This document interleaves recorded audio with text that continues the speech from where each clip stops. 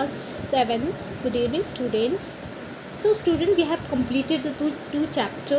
Now we are going to discuss the third chapter of a science, that is the fiber to fabric. हमने 2 chapter complete कर लिया है and now we are going to discuss the third chapter, fiber to fabric. Okay, यानी आप लोग चलो पहले हम थोड़ा इंट्रोडक्शन दे देते हैं आप लोग को. In winter you wear just woolen clothes and in summer you just wear the cotton clothes, and in very summer you just wear the very light clothes. Okay, and in winter you wear the raincoat. So in different season you wear the different clothes. Her season में आप अलग अलग कपड़े पहनते हो. Will you tell me what type of from which wool does all these clothes are made? क्या आप बता सकते हो ये जो अलग अलग कपड़े हैं वो किस चीज़ से बनते हैं और क्यों अलग अलग ये कपड़े, ऐसा क्या उनमें फीचर्स है, कैरेक्टरिस्टिक्स है जो हमें अलग अलग सीज़न में अलग अलग कपड़ों को पहनना पड़ता है और वो हमारे लिए कैसे सुरक्षा करते हैं, कैसे वो हमें प्रोटेक्ट करते हैं. So in this chapter we will discuss what is fibre. Means fibre क्या होता है, जो water fibres which we obtain from the animals. Okay, and how the fabric made from fibres, यानी फाइबर से फैब्रिक कैसे बनते हैं, कपड़े कैसे बनते हैं.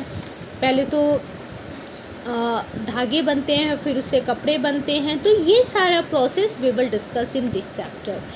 Okay, so it is very easy chapter and also very interesting chapter because these all are just belong to you.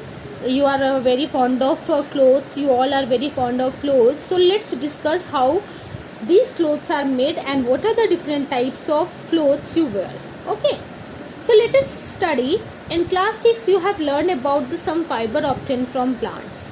Class 6 में आपने कुछ फाइबर के बारे में पढ़ा था जो कि प्लांट से ऑब्टेन होते हैं, यानी पेड़ पौधों से. वो जो फाइबर्स है वो कहाँ से निकाले जाते हैं, पेड़ पौधे से. You also learn that wool and silk fibres are obtain from लन. आपने ये भी पढ़ा था कि जो वूल होते हैं, वूल, और जो सिल्क होता है, ठीक है, ये एनिमल से ऑब्टेन किया जाता है. Wool is obtain from fleece hair of sheep और याक. फ्लीस मीन्स जो भेड़ होती हैं और जो याक होते हैं उनके जो बाल होते हैं ना, उसे फ्लीस बोलते हैं. ठीक है, and silk fibres come from cocoons of the silk moth. Silk moth you know, silk moth जो मलबरी ट्री होता है ना, उसी पे ज़्यादातर पाए जाते हैं और वो अपने जो उनके लार होते हैं, जो उनके सलाइवा होते हैं, उससे कोकून्स बनते हैं, जिससे कि कोकून से ही धागे सिल्क फाइबर्स बनाए जाते हैं, जिससे कि सिल्क के कपड़े बनते हैं. Do you know which part of the ships body yield fibres? क्या आप जानते हो कि शिप का कौन सा पार्ट फाइबर्स बनाने के काम में आता है? ठीक है, I have just told you now. Are you aware how this fibres are converted into woollen yarn that we buy from the market to knit sweater? आपको पता है, मान लो उनके जो बाल निकलते हैं उनकी बॉडी से, वो तो बहुत मिक्सअप होते हैं ना, फिर उनको वूल कैसे बनाया जाता है, जिसे फिर वूल से स्वेटर बुनते हैं, कैसे होता है? Do you have an idea how silk are made of into silk? आपको पता है, कोई आइडिया है कि सिल्क फाइबर से फिर सिल्क कैसे बनता है, फिर उससे साड़ी कैसे बनती है? So in this chapter we will try to find the answer of this question. बहुत सारे क्वेश्चंस आपके मन में हैं, ये सारे क्वेश्चन का आंसर हम इस चैप्टर में देखते हैं. So let's start with the chapter. Animal fibres, wool and silk. सबसे पहले हम एनिमल्स फाइबर के बारे में पढ़ेंगे. यू नो वूल, वूल जानते हो आप, ठंडियों में क्या होता है, आप जो वूलन कपड़े पहनते हो that is made of wool. जो आप वूलन कपड़े पहनते हो ठंडियों में, वो वूल का बना होता है. अब वूल कहाँ से आता है? It comes from sheep, goat, yak and some other animals. Wool कहाँ से आता है? शीप से आता है, गोट से आता है और कुछ अदर एनिमल से आता है. ठीक है, so these wool yielding animals bear hair on their body. ये जो वूल बनाने के लिए जो ये हमें धागे देते हैं, जिनसे हम वूल ऑब्टेन करते हैं, इनके बॉडी में बहुत सारे वूल यील्डिंग इनमें बहुत सारे बहुत बड़े बड़े हेयर्स होते हैं इनकी बॉडी में, और टाइम टू टाइम उसको कट किया जाता है ताकि उससे वूल बनाया जा सके. ठीक है, do you know why this animal have a thick coat of hair? आपको पता है कि क्यों इन्हीं के थिक हेयर्स क्यों होते हैं, बाकी सब के क्यों नहीं होते हैं? Because hair trap a lot of air. आपको पता है बाल जितने होंगे उतना ही गर्मी वो ट्रैप करेंगे, गर्मी अपने अंदर खींचेंगे। So air is a poor conductor of heat as you would learn chapter 4।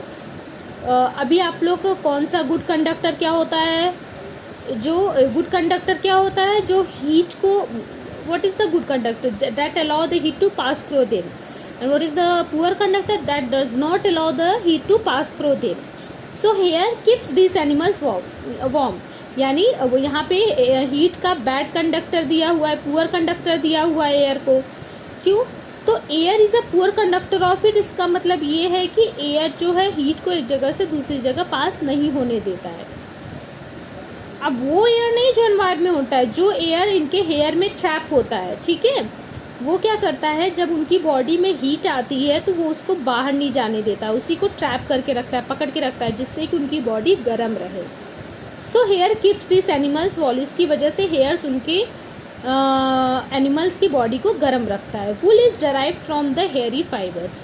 और वुल कहाँ से बनता है? इन्हीं हेयरी फाइबर्स, ये जो हेयर्स है इनके बॉडी में, इनको निकाला जाता है और फिर उसी से क्या होता है, पहले वुल बनता है, फिर वुल से स्वेटर बनता है। इसीलिए आपकी बॉडी में गर्मी, ठंडियों में आप वो स्वेटर जो पहनते हो, वो जो भी आपकी बॉडी में जो वार्म गर्मी होती है उसको बाहर नहीं जाने देता, उसको ट्रैप करके रखता है, ठीक है। As I have told that wool trap the hair, trap the lot of air, क्योंकि ये क्या करता है, बहुत सारे एयर को आपके अंदर ट्रैप करके रखता है ताकि आप अंदर से आप गर्म रहो, ठीक है, आपके बॉडी को हीट अप करता है। Okay, so class, this is the introduction part of this chapter.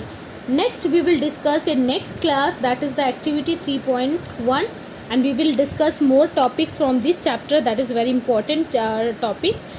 Okay, so in next chapter we will discuss the how these are obtained from ship and other. Okay, thank you class.